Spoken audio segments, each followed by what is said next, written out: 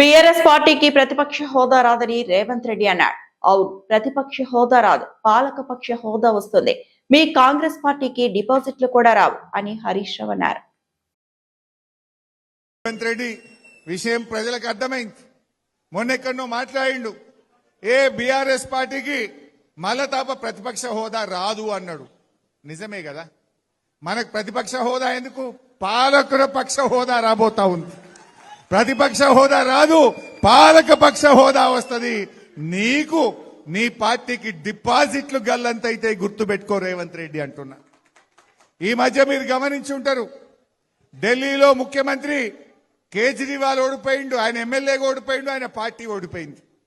బెంగాల్లో పోతే మమతా బెనర్జీ గారు ఎమ్మెల్యేగా ఓడిపోయిండు, ఆయన పార్టీ ఓడిపోయింది.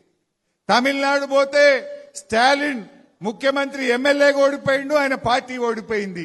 రేపు తెలంగాణలో కూడా రేవంత్ రెడ్డి ఎమ్మెల్యేగా ఓడతాడు, ఆయన పార్టీ కూడా ఓడిపోతుంది. గ్యారంటీ మళ్ళొచ్చేది కేసీఆర్.